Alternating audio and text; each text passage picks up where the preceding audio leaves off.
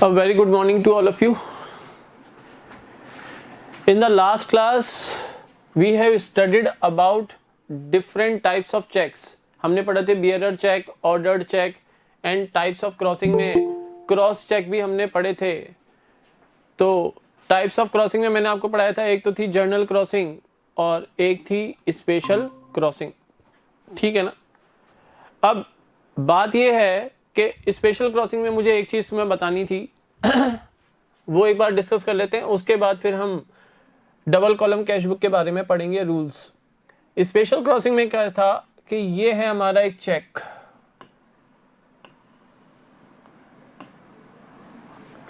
यहां पर हम बॉक्स होता है और उस बॉक्स में हम लिखते हैं अमाउंट और नीचे हम अपने करते हैं साइन. ठीक है ना? यहां पर लिखा है पे और आगे ब्लैंक लाइन होती है और बियरर. मान लो हमने पे किया उदय शर्मा को, तो मैंने लिख दिया उदय शर्मा. यहां पर मैंने 2 पैरेलल लाइंस ड्रॉ की.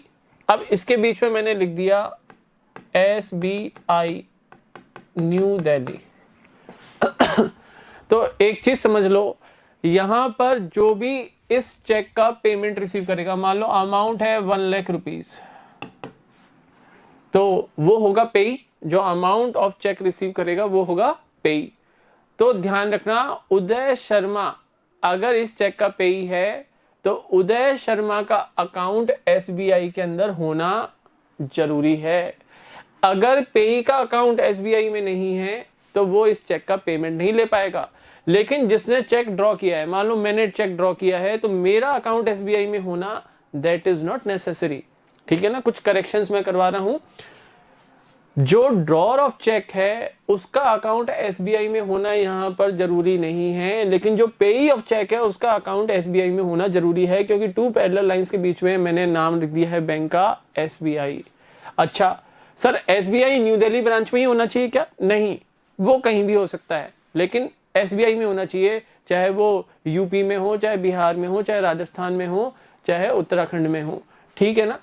दूसरी बात, क्या स्पेशल क्रॉस्ड चेक को हम एंडोर्स कर सकते हैं? आंसर इज यस, एंडोर्स आप कर सकते हो. लेकिन जिसको आप एंडोर्स कर रहे हो उससे पूछ लेना पहले कि SBI में उसका अकाउंट है या नहीं.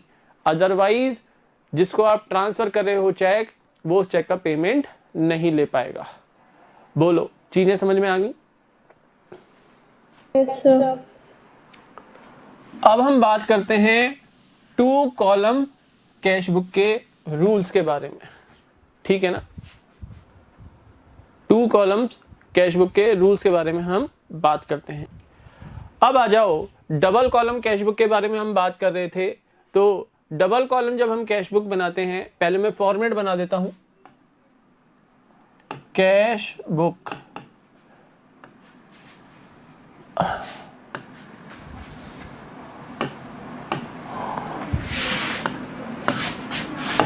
ये है हमारी debit side of cash book और ये credit side of cash book. Date column, particulars column, voucher number, ledger folio and cash and bank. Date, particulars, voucher number, ledger folio and cash and bank.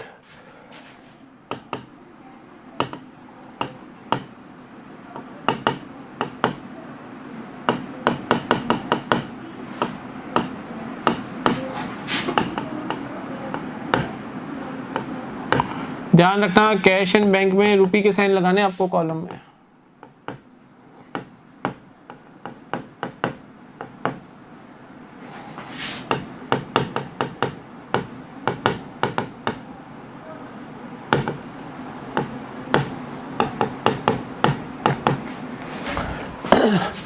अब देखो first rule, क्योंकि 2 column cash book में या double column cash book में आपका bank column भी available होता है, तो bank account is a personal account in nature.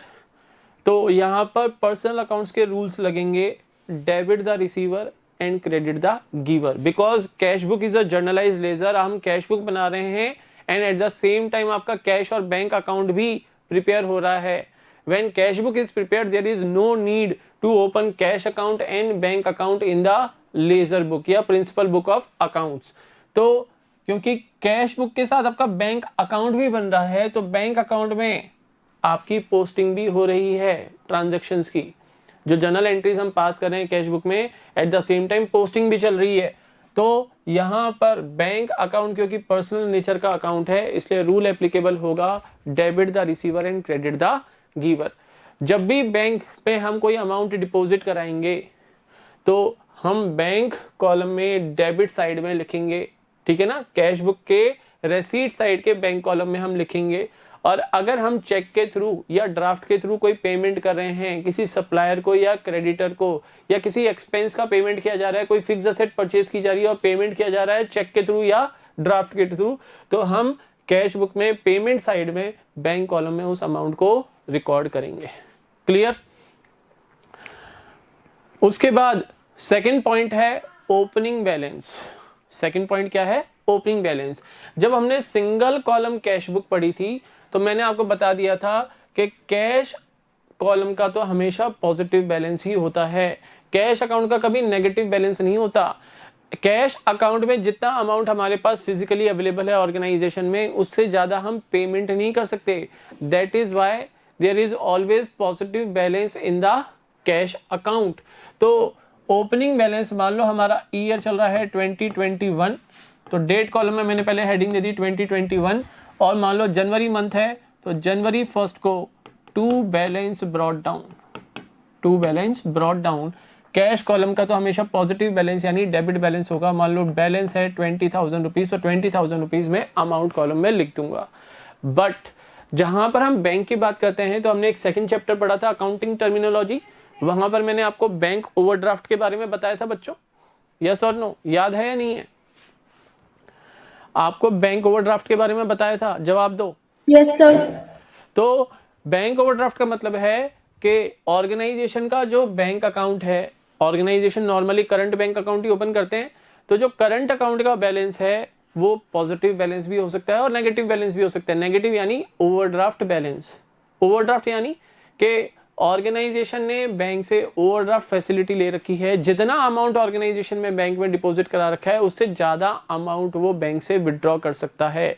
तो ओवरड्राफ्ट की एक लिमिट होती है। जैसे मान लो हमारे ऑर्गेनाइजेशन ने 5 लाख रुपीज की ओवरड्राफ्ट की लिमिट ले रखी है।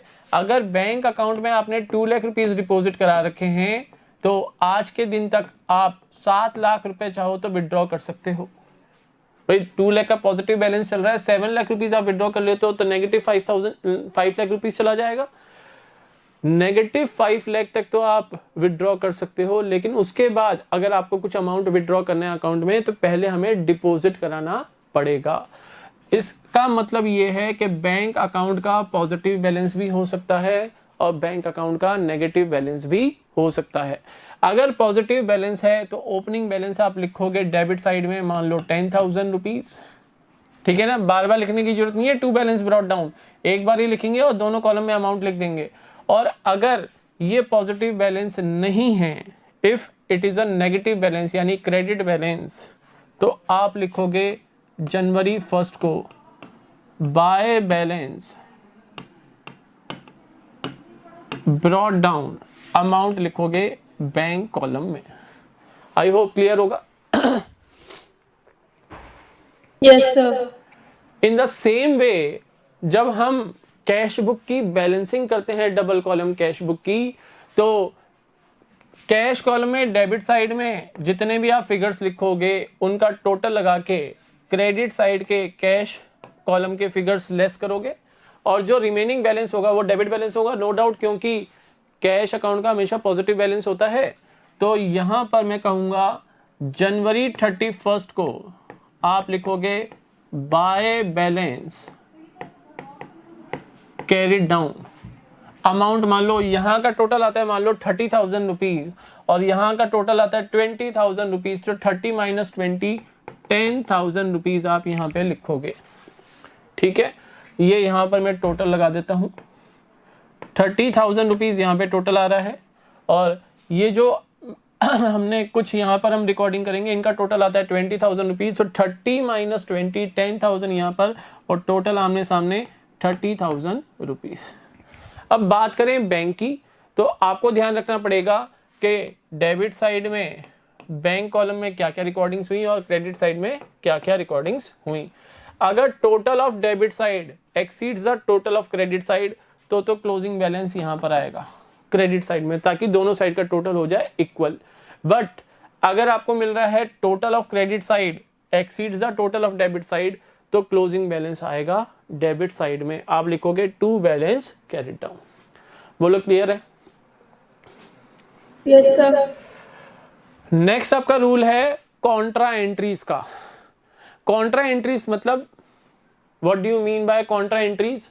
देखो बच्चों, in case of double column cash book, कुछ ऐसी ट्रांजैक्शंस होती हैं ऑर्गेनाइजेशन में जहां पर हम कैश, जो लिक्विड कैश ऑर्गेनाइजेशन में अवेलेबल है, वो बैंक में डिपॉजिट कराते हैं, या कभी कभी हम बैंक से अमाउंट विड्रॉ करते हैं फॉर बिजनेस पर्पस। उस केस के अंदर आपका कैश अकाउंट भी यूज हो रहा है और बैंक अकाउंट भी यूज हो रहा है। जब ऑर्गेनाइजेशन कैश बैंक में डिपॉजिट करा रहा है तो एंट्री क्या होती है? Bank account debit to cash account. और जब हम बैंक से कैश विड्रॉ करते हैं फॉर बिजनेस पर्पस, तब आप एंट्री क्या करते हो? Cash account debit to bank account. ये एंट्रीज आप करके आए हो जर्नल चैप्टर में। अब क्योंकि ये डबल कॉलम कैश बुक है, कैश कॉलम भी आपके पास अवेलेबल है, बैंक कॉलम भी आपके पास अवेलेबल है, तो अगर बैंक में अमाउंट डिपॉजिट हो रहा है, मान लो जनवरी 5 को हम बैंक में अमाउंट डिपॉजिट करा रहे हैं, तो एंट्री क्या होगी? Bank account debit to cash account. तो बैंक अकाउंट डेबिट यहां पे लिखोगे टू कैश अकाउंट, और अमाउंट जो भी आपने डिपॉजिट किया है, मान लो 10,000 डिपॉजिट किए हैं, तो 10,000 बैंक कॉलम में लिखेंगे। ठीक है। ऑन द सेम डेट जनवरी 5 को आपको क्रेडिट साइड में भी रिकॉर्डिंग करनी पड़ेगी। एंट्री थी bank account debit to cash, तो कैश अकाउंट क्रेडिट हो गया बाय बैंक अकाउंट। अमाउंट लिखोगे कैश कॉलम में 10,000 रुपीज, 10,000 रुपीज। अब क्योंकि ये एंट्री कैश बुक में अपोजिट साइड, दोनों साइड रिकॉर्ड हो रही है, इसलिए इसको बोलते हैं कॉन्ट्रा एंट्री। और लेजर फोलियो कॉलम में हम लिखते हैं सी। सी का मतलब क्या है? कॉन्ट्रा। कॉन्ट्रा का मतलब क्या होता है? अपोजिट या अगेंस्ट, यानी ऐसी एंट्री जो कैश बुक में अपोजिट साइड में रिकॉर्ड होती है या अगेंस्ट साइड में रिकॉर्ड होती है। कॉन्ट्रा सी लिखने का बेनिफिट क्या है? सी लिखने का बेनिफिट ये है कि आपको लेजर बुक में जाके किसी लेजर अकाउंट में इसकी पोस्टिंग करने की रिक्वायरमेंट नहीं है, क्योंकि इसकी रिकॉर्डिंग भी यही होगी इस ट्रांजैक्शन की, और इस ट्रांजैक्शन की पोस्टिंग भी कैश बुक में ही कंप्लीट हो गई। बोलो क्लियर है ये? Yes, sir. तो कॉन्ट्रा एंट्रीज मैंने आपको समझा दिया। जब कैश बैंक में डिपॉजिट किया जाता है वो एंट्री में आपको समझा चुका। अब आ जाओ नेक्स्ट पेज के ऊपर। पेज नंबर है आपका 11.15। जब बैंक से कैश विड्रॉ किया जाए, जब बैंक से कैश विड्रॉ किया जाए, तो ये हमारे पास फॉर्मेट अवेलेबल है। मान लो जनवरी 12 को हम बैंक से कैश विड्रॉ कर रहे हैं, तो अगर ट्रांजैक्शन हमारी साइलेंट है, हमने केवल ट्रांजैक्शन में ये लिखा हुआ है कैश विड्रॉन फ्रॉम बैंक, अब किस पर्पज से विड्रॉ किया? अगर कोई पर्पज नहीं लिखा हुआ तो ऑलवेज बिजनेस पर्पज होता है। और अगर वहां पे लिख दिया हो कि cash withdrawn from the bank by the proprietor for his personal use, तो फिर वो ड्रॉइंग्स है, एंट्री हो जाएगी drawings account debit to bank account. तो अभी मैं बोल रहा हूं ट्रांजेक्शन क्या है? कैश विड्रॉन फ्रॉम बैंक ₹8,000, तो ये बिजनेस पर्पज से विड्रॉ किया है। एंट्री होगी cash account debit to bank account, तो cash account debit to bank account, cash column में आप लिखोगे 8,000 रुपीज। ठीक है। अब क्योंकि ये कॉन्ट्रा है, लेजर फोलियो कॉलम में लिखोगे सी। ध्यान रखना लेजर फोलियो में लिखना है, वाउचर नंबर कॉलम में मत लिख देना। और यहां पर जनवरी 12 को आप लिखोगे by cash account, laser folio column में सी और बैंक कॉलम में 8,000 रुपीज। बोलो ये क्लियर? Yes, sir. उसके बाद पेज नंबर नेक्स्ट 11.15 पे ही आपको बता रखा है कॉन्ट्रा एंट्रीज के बारे में, पढ़ सकते हो। Contra entries are not required to be posted to the ledger as their double entry is complete in the cash book itself. Cash book itself serves as the cash account and bank account. In order to indicate that these entries are not to be posted to the ledger, the word C, which stands for contra, is written on both the sides in ledger folio column. The word contra means opposite or against. contra का मतलब क्या है? opposite और against. Clear है? Yes, sir. अब next rule है receipt of cheque and bank draft.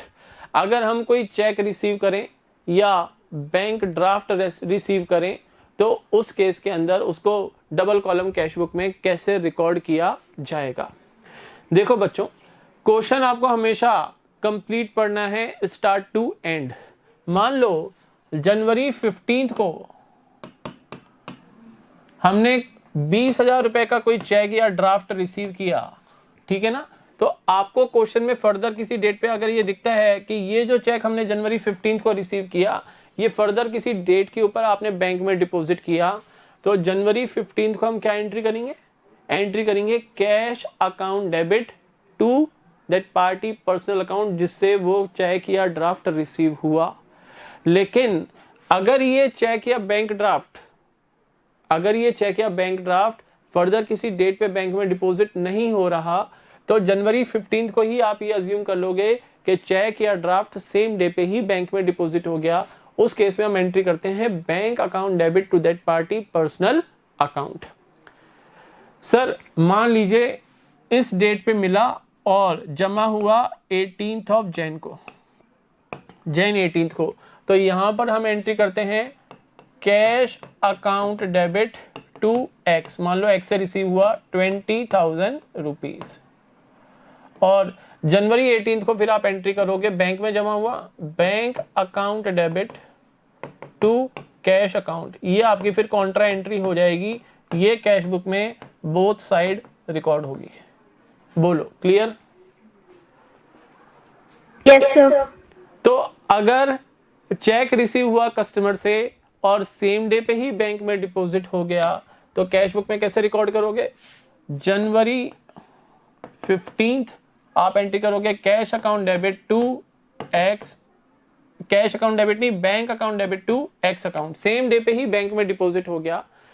जनवरी 15 को हमें चेक या ड्राफ्ट मिला ऑफ ₹20,000 और साथ में ट्रांजैक्शन में उसने लिख दिया कि this cheque has been deposited on the same day. या तो ये क्लियर कट लिख दिया या फिर क्वेश्चन में हमें आगे उस चेक के रिगार्डिंग कोई अदर इंफॉर्मेशन गिवन नहीं है, then we will assume that cheque has been deposited into the bank on the same day. तो अमाउंट हम बैंक कॉलम में लिखेंगे 20,000 रुपीज। ठीक है। अगर ये चेक सेम डे पे बैंक में डिपॉजिट नहीं हुआ, उसका भी एक एग्जांपल ले लेते हैं। मान लो जनवरी 18 को हमें 5,000 रुपीज का चेक रिसीव हुआ मिस्टर वाई से, लेकिन ये चेक जनवरी 18 को नहीं जनवरी 21 को हमने बैंक में डिपॉजिट कराया। तो जनवरी 18 को हम क्या लिखेंगे? Cash account debit to Y account. 5,000 rupees का चेक था तो कैश कॉलम में लिखेंगे 5,000 रुपीज। उसके बाद जनवरी 21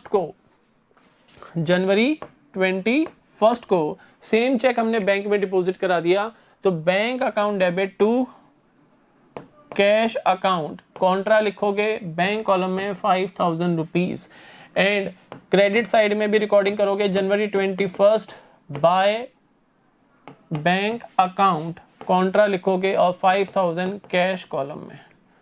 ठीक है ना? बोलो समझ में आ रहा है? Yes, sir. तो पेज नंबर जो 15 था हमारा चैप्टर का, उसके बॉटम में देखो लिखा हुआ है in the question sometimes there is no information as to the deposit date of the check.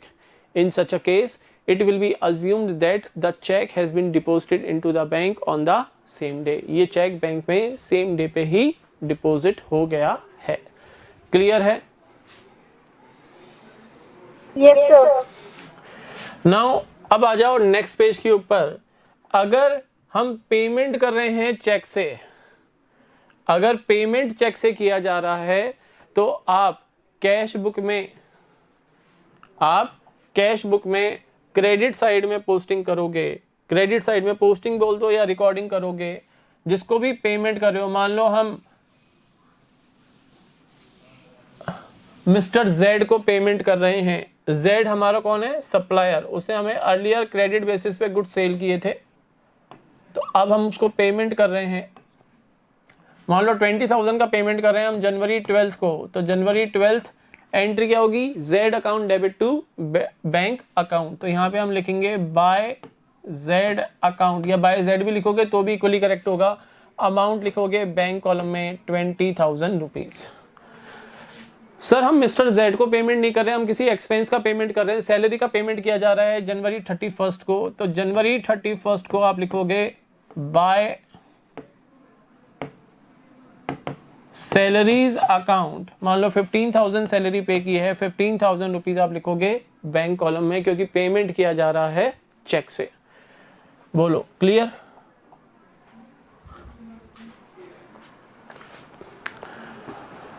अब नेक्स्ट पॉइंट है आपका डिसऑनर ऑफ अ चेक। ये देखो बच्चों, ये हमारी डबल कॉलम कैश बुक का एक छोटा सा मैं फॉर्मेट बना रहा हूं। मैं केवल कैश और बैंक कॉलम बना रहा हूं, अब अदर कॉलम्स में नहीं बना रहा। ये कैश कॉलम है और ये बैंक कॉलम है, ठीक है। मान लो कि हमें किसी पर्टिकुलर डेट पे डेट कॉलम बनाना ही पड़ेगा मुझे।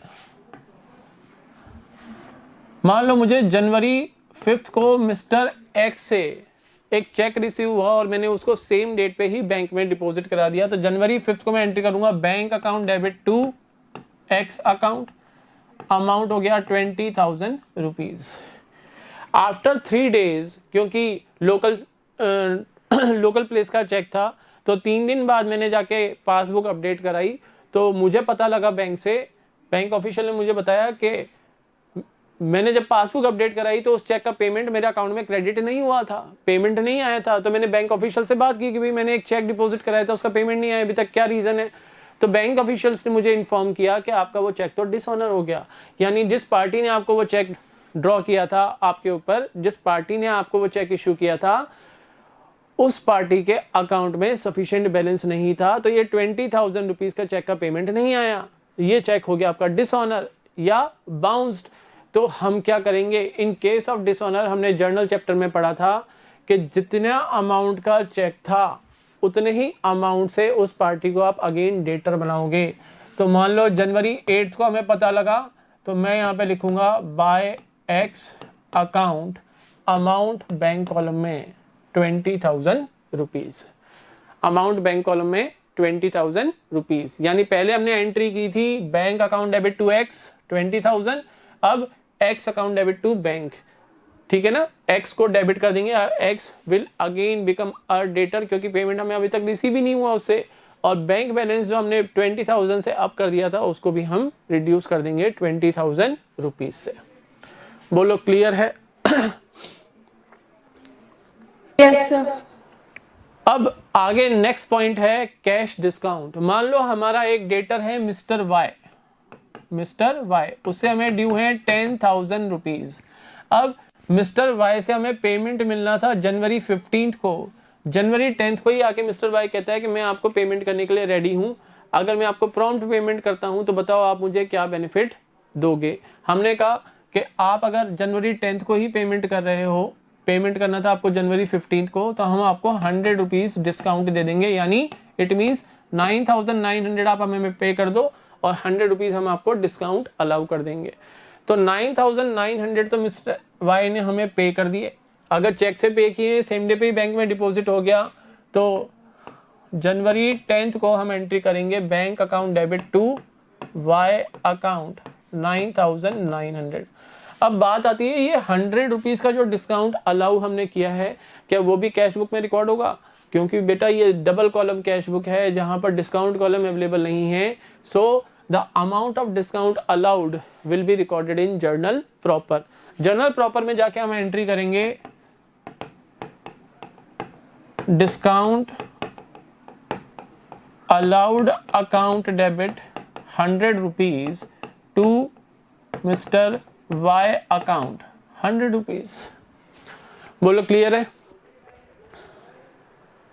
यस सर, बट यहाँ पे जो डेबिट साइड है वहाँ पे 19,900 आएगा। क्यों बेटा, 10,000 का ही तो डेटर है, ऊपर 10,000 लिखा है मिस्टर वाई के सामने। 10,000 में से 100 लेस करोगे तो 9,900 आएगा ना, 19,900 कहाँ सर से आ क्लियर जाएगा? नहीं है, सॉरी सर, क्लियर नहीं था। कोई बात नहीं, कोई बात नहीं बेटा, ठीक है। इसके बाद नेक्स्ट पॉइंट है बैलेंसिंग का। बैलेंसिंग में ऑलरेडी आपको समझा चुका हूं कि डबल कॉलम कैश बुक में बैलेंसिंग हम कैसे करते हैं, ओपनिंग बैलेंस कैसे लिखा जाता है और क्लोजिंग बैलेंसेस कैसे हम कैलकुलेट करके और उसको कैरी फॉरवर्ड करते हैं इन द नेक्स्ट पीरियड, वो मैं ऑलरेडी आपको समझा चुका हूं। अब आओ पेज नंबर 11.19 के ऊपर, पेज नंबर 11.19 पे आ जाओ। यहाँ पे आपको कुछ और रूल्स दे रखे हैं। Amount withdrawn for personal use, अगर प्रोप्राइटर ने अपने पर्सनल यूज के लिए बैंक से अमाउंट विड्रॉ किया,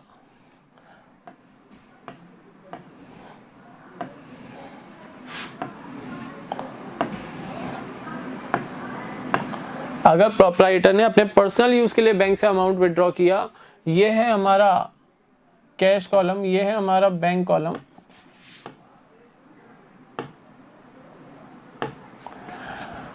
तो एंट्री क्या होगी, drawings account debit to bank account. Then on the payment side of the cash book हम लिखेंगे बाय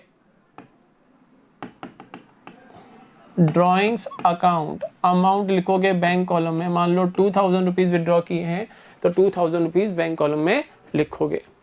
नेक्स्ट है एंडोर्समेंट ऑफ अ चेक। अब बेटा बियरर चेक हो, ऑर्डर्ड चेक हो, ठीक है ना, जर्नल क्रॉसिंग में एक्सेप्ट अकाउंट पे ही चेक हो, ठीक है ना। जर्नल क्रॉसिंग में 4 टाइप की जर्नल क्रॉसिंग होती है, ब्लैंक, एंड कंपनी, ठीक है ना, ब्लैंक, एंड कंपनी। उसके अलावा बताओ आगे बोलो, जर्नल क्रॉसिंग 4 टाइप्स की क्रॉसिंग बताई थी। तो एक तो ब्लैंक क्रॉसिंग थी, मतलब कि 2 पैरेलल लाइंस के बीच में हमने कुछ भी नहीं लिखा हुआ था, एंड कंपनी लिखा हुआ था, नॉट नेगोशिएबल था, और एक स्पेशल क्रॉसिंग। ये सारे चेक्स आप एंडोर्स कर सकते हो किसी और पर्सन को। तो अगर अकाउंट पे ही चेक क्रॉसिंग है उसको तो आप एंडोर्स कर ही नहीं सकते, वहां पर तो नेगोशिएबिलिटी ही चेक की रेस्ट्रिक्ट कर दिया आपने। वहां पर तो जिस पर्सन के नाम में चेक काटा गया वो ही पर्सन पे ही बनेगा। लेकिन जो remaining all types of cheques हमने पढ़े हैं क्लास के अंदर, उन सबको आप एंडोर्स कर सकते हो। एंडोर्स करना यानी किसी और पर्सन को ट्रांसफर करना। तो एंडोर्समेंट करने के लिए जो बियरर चेक होगा उसको तो केवल मियर डिलीवरी से ही आप एंडोर्स कर दोगे, लेकिन जो अदर चेक्स हैं अगर उनको आपको एंडोर्स करना है तो पहले आपको चेक के बैक साइड में, पहले आपको चेक के बैक साइड में क्या करना पड़ेगा, अपने इनिशियल्स डाल के लिखना पड़ेगा, पे टू मिस्टर राम। मान लो चेक काटा गया मिस्टर श्याम के नाम में, वो मिस्टर राम को उस चेक को ट्रांसफर करना चाहता है, नेगोशिएट करना चाहता है, तो पहले उसको एंडोर्स करना पड़ेगा, यानी चेक के बैक साइड में जाके लिखना पड़ेगा मिस्टर श्याम को कि make the payment of this cheque to mister Shyam. उसके बाद मिस्टर राम अपने सिग्नेचर करेगा। ये होता है, इस प्रोसीजर को बोलते हैं एंडोर्समेंट। इसके बाद मिस्टर राम उस चेक को मिस्टर श्याम को क्या कर देगा, डिलीवर कर देगा, यानी हैंड ओवर कर देगा। तो मान लो हमें कोई चेक रिसीव हुआ 10,000 रुपीज का, 10,000 रुपीज का हमें चेक रिसीव हुआ। ये चेक हम बैंक में डिपॉजिट नहीं करा रहे, इस चेक को हम मिस्टर वाई को एंडोर्स कर दिया हमने। तो मान लो जनवरी 5 को हमें चेक रिसीव हुआ, तो जनवरी 5 को जब चेक रिसीव होगा मैं एंट्री करूंगा cash account debit to Y account. Mister Y से रिसीव हुआ था तो मैंने cash account debit to mister Y लिख दिया, ठीक है। सर क्या ये कॉन्ट्रा एंट्री है? कॉन्ट्रा एंट्री कहाँ है बच्चे? Cash account debit to Y है, कैश टू बैंक तो नहीं लिखा है मैंने जो कॉन्ट्रा एंट्री हो जाएगी। तो जिस दिन चेक हमें ये रिसीव हुआ हमने एंट्री कर ली cash account debit to Y account. Bank में डिपॉजिट नहीं कराएंगे, बैंक में डिपॉजिट करा दिया तो फिर आप पेमेंट कलेक्ट कर रहे हो, आप इस चेक को एंडोर्स करने वाले हो। तो on the date of endorsement, मान लो एंडोर्समेंट किया आपने 8 ऑफ जैन को, 8 ऑफ जैन को हमने ये चेक एंडोर्स किया,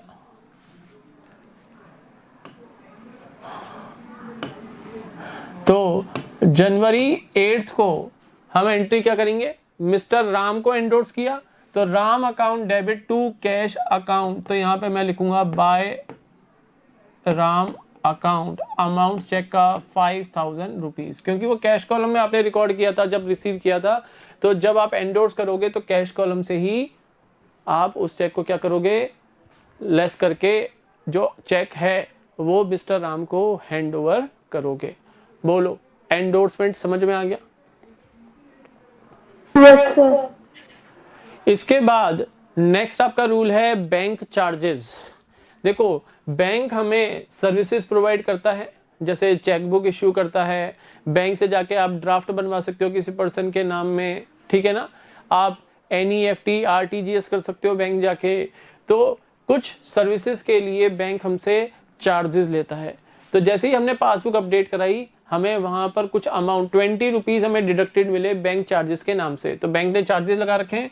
जनवरी 28 को मैं यहाँ पे लिखूंगा बाय बैंक चार्जेस और अमाउंट लिखूंगा बैंक कॉलम में, ठीक है ना। बैंक ने हम पे चार्जेस लगाए हैं। बैंक चार्जेस हमारे लिए क्या है, एक्सपेंस, बैंक की इनकम है। बैंक के अकाउंट्स हम नहीं बना रहे, हम अपनी ऑर्गेनाइजेशन के अकाउंट्स बना रहे हैं, तो हम अपने एक्सपेंस बुक करेंगे bank charges account debit to bank account. उसके बाद bank charges on dishonoured cheques. अब समझो, मान लो मिस्टर राम से हमें एक चेक रिसीव हुआ था 20,000 रुपीज का, 20,000 रुपीज का। ये चेक हमने बैंक में डिपॉजिट करा दिया।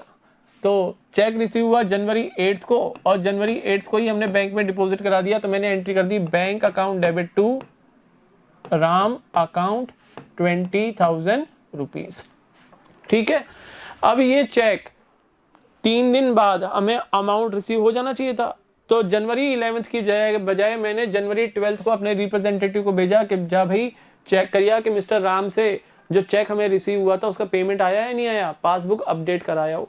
तो जब हमारा रिप्रेजेंटेटिव बैंक गया तो उसको पता लगा कि मिस्टर राम से जो चेक रिसीव हुआ था उसका तो पेमेंट ही नहीं आया, और बैंक ने 500 रुपीज डिसऑनर चार्जेस और लगा दिए हमारे ऊपर, क्योंकि इस चेक का पेमेंट नहीं आया। बैंक ने तो अपनी सर्विसेज पूरी की, तो बैंक ने कहा कि भाई इस चेक का पेमेंट नहीं आया और अननेसेसरी आपने हमसे काम करवा लिया, क्योंकि चेक क्लियर तो हुआ नहीं। तो बैंक चार्जेस लगाता है। 500 रुपीज बैंक ने हमारे अकाउंट से डिडक्ट कर दिए बैंक डिसऑनर्ड चेक के नाम से, डिसऑनर चार्जेस के नाम से। ये जो चेक डिसऑनर हुआ मिस्टर राम का, तो बैंक ने 500 रुपीज हमारे ऊपर लगा दिए डिसऑनर चार्जेस के। तो 20,000 तो हमारे अकाउंट में बैलेंस बढ़ा नहीं, बल्कि बैलेंस बढ़ने की बजाय 500 रुपीज हमारे बैंक अकाउंट में से डाउन हो गए। मुझे एक आंसर दो बच्चों कि ये जो चेक का पेमेंट नहीं आया, इसमें गलती हमारी है या मिस्टर राम की? मिस्टर राम की। और ये जो डिसऑनर चार्जेस बैंक ने लगाए, अब ये कौन भुगतेगा, हम भुगते हैं या मिस्टर राम भुगतेगा? जिसने गलती की है वो भुगतेगा। जिसने गलती की है, जिसकी गलती है, पेमेंट जिसकी वजह से नहीं आया, वो ही ये चार्जेस बियर करेगा। तो अब जब आपने चेक रिसीव किया था, हमने एंट्री की थी bank account debit to Ram account, cheque का पेमेंट नहीं आया मिस्टर राम को, अगेन डेटर बनाएंगे, एंट्री हम करेंगे Ram account debit to bank account. लेकिन ध्यान से, आपने जब चेक आया था बैलेंस बढ़ाया था 20,000 से, अब आपका 500 से डाउन हो चुका, और ये 500 हमारी गलती की वजह से डाउन नहीं हुआ, मिस्टर राम की मिस्टेक की वजह से डाउन हुआ। तो अब आप एंट्री करोगे Ram account debit to bank account. मान लो जनवरी 12 को हमने पता किया, यहाँ पे हम लिखेंगे बाय राम अकाउंट, अमाउंट होगा 20,500, यानी amount of cheque plus dishonour charges. Clear है? Yes sir. नेक्स्ट है, मान लो हमारा कोई कस्टमर हमारे अकाउंट में डायरेक्टली पेमेंट कर दे। सर डायरेक्टली कैसे? अरे online payment, online payment Paytm से, गूगल पे से, या फिर आप यूपीआई आईडी सेंड कर दो किसी को अपना, और वो यूपीआई आईडी के थ्रू आपको पेमेंट कर देगा डायरेक्ट। तो अमाउंट के लिए वो अब हमें चेक नहीं देते, डायरेक्टली अमाउंट जो है हमारे अकाउंट में, बैंक अकाउंट में क्रेडिट हो जाता है। तो मान लो जनवरी 9 को जब हमने अपनी पासबुक अपडेट कराई, तो हमें पता लगा कि मिस्टर मोहन से 25,000 रुपीज रिसीव होने थे, उन्होंने हमें चेक तो दिया नहीं, डायरेक्टली हमारे अकाउंट में ही उन्होंने 25,000 डिपॉजिट करवा दिए। तो एंट्री हो जाएगी bank account debit to Mohan account 25,000 rupees. बोलो क्लियर है? सर डायरेक्ट पेमेंट कर दिया, यहाँ पर भी डिसऑनर हो सकता है क्या कुछ? अरे यहाँ पे क्या डिसऑनर होगा, कोई चेक थोड़ी ना जो डिसऑनर हो गया। अगर मिस्टर मोहन के अकाउंट में अमाउंट होगा तो ये 25,000 की जो ट्रांजेक्शन सक्सेसफुल हो जाएगी, अदरवाइज ऑनलाइन पेमेंट क्या हो जाएगा, अनसक्सेसफुल हो जाएगा, मैसेज आ जाता है।